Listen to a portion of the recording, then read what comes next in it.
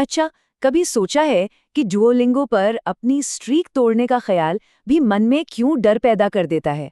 या फिर घंटों तक टिकटॉक स्क्रॉल करते रहने के बाद भी उसे बंद करना इतना मुश्किल क्यों हो जाता है? आज हम उन्हीं पावरफुल साइकोलॉजिकल ट्रिक्स की बात करने वाले हैं जिन्हें ऐप्स इस्तेमाल करते हैं हमें बार-बार अपनी तरफ खींचने के लिए। इसकी शुरुआत होती है रेडिट पर एक यूजर के इस एहसास से, जो शायद हम में से कई लोगों ने महसूस किया होगा। उन्होंने लिखा, ऐसा लगता है जैसे ये ऐप्स हमारी साइकोलॉजी के हिसाब से ही डिज़ाइन किए गए हैं ताकि ये हमारी ज़्यादा से ज़्यादा एनर्जी और अटेंशन खींच सकें। ये लाइन बिल्कुल वही बताती है जो हम में से कई लोग महसूस करते हैं, जैसे कोई चीज़ हमें खींच रही हो और हम चाहकर भी खुद को रोक नहीं पाते। तो सवाल ये है कि इन ऐप्स का सीक्रेट क्या है? आखिर ये हमें इतना बांध कर कैसे रख लेते हैं? यही वो पहेली है जिसे हम आज सुलझाने की कोशिश करेंगे।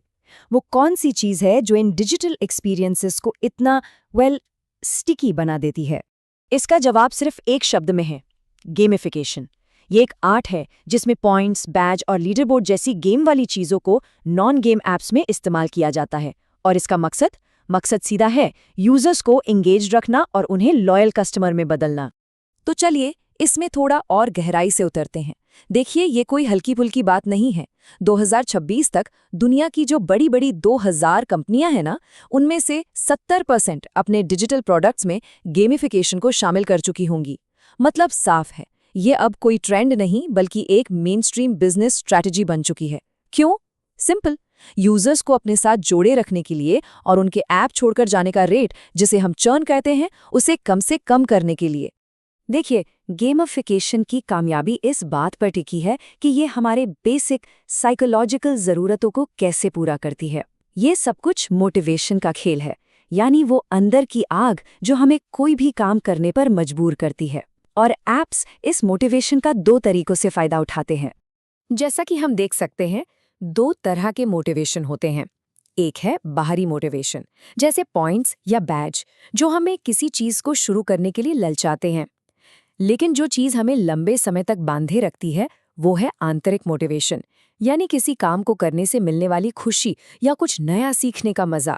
जो ऐप सबसे कामयाब होते हैं, वो इन दोनों के बीच एक परफेक्ट बैलेंस बनाते हैं। और बिजनेस पर इसका असर, वो तो सीधा और बहुत पावरफुल है। जिन कंपनियों के लॉयल्टी प्रोग्राम्स में गेमिफिकेशन होता है, वहां कस्टमर रिटेंशन में औसतन 22% का इजाफा देखा गया है। इसका मतलब साफ है कि कस्टमर्स ज़्यादा लंबे समय तक वफादार रहते हैं, जिससे कंपनियों को यूजर्स खोने का खतरा कम हो जाता है। और ये सब एक बड़ी चालाक साइकोलॉजिकल ट्रिक पर काम करता है, जिसे कहते हैं लॉस अवर्जन, यानी कुछ खोने का डर। सच तो ये है कि हमें कुछ पाने की खुशी से कहीं ज़्यादा कुछ खोने का दुख होता है। ड्यूलिंगो जैसे ऐप्स अपनी डेली स्ट्रीक्स के साथ हमारे इसी डर का इस्तेमाल करते हैं। हम उस स्ट्रीक को तोड़ने से इतना डरते हैं कि हम रोज ऐप खोलने पर मजबूर हो जाते हैं और बस बन गई आदत। और इससे कस्टमर रिटेंशन अपने आप बढ़ जाता है। चलिए अब आगे बढ़ते हैं और देखते हैं कि ये आदतें असल में बनती कैसे हैं। प्रोडक्ट्स को आदत बनाने के लिए एक बहुत मशहूर फ्रेमवर्क है जिसे हुक्ड मॉडल कहते हैं। इसे नीर एयाल ने बनाया था और इसे इस फील्ड में आप कह सकते हैं गोल्ड स्टैंडर्ड माना जाता है। तो ये मॉडल असल में एक 4 स्टेप का लूप है। पहले आता है ट्रिगर। सोचिए, फोन पर एक नोटिफिकेशन आया, ये आपको ऐप खोलने के लिए उकसाता है, जो है एक्शन। ऐप खोलते ही आपको मिलता है एक वेरिएबल रिवॉर्ड, कुछ नए लाइक्स या कमेंट्स जिनकी आपको उम्मीद नहीं थी। इससे डोपामाइन हिट मिलता है और फिर आप खुद एक इन्वेस्टमेंट करते हैं, एक नई फोटो पोस्ट करते हैं और बस ये साइकिल फिर से शुरू होने के लिए तैयार है। आप इस लूप में फंस जाते हैं। बिहेवियरल डिज़ाइन एक्सपर्ट सारा चेन के मुताबिक इस मॉडल का असली मकसद है यूज़र की प्रॉब्लम और आपके प्रोडक्ट के सोल्यूशन के बीच एक मेंटल कनेक्शन बनाना। मतलब ऐप को आपकी ज़िंदगी का इतना ज़रूरी हिस्सा बना देना कि उसे छोड़ना बहुत बहुत मुश्किल हो जाए।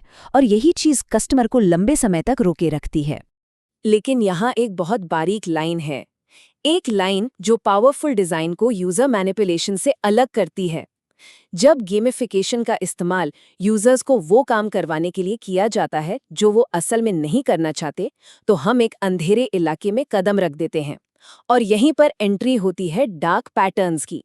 सीधे शब्दों में कहें तो डार्क पैटर्न्स डिज़ाइन की वो चालें हैं जो आपको उन चीज़ों के लिए हाँ कहने पर मजबूर करती हैं जिनके लिए आप शायद ना कहना चाहते थे, जैसे कि कोई छिपी हुई सब्सक्रिप्शन या फिर कंफ्यूज करने वाले बटन्स।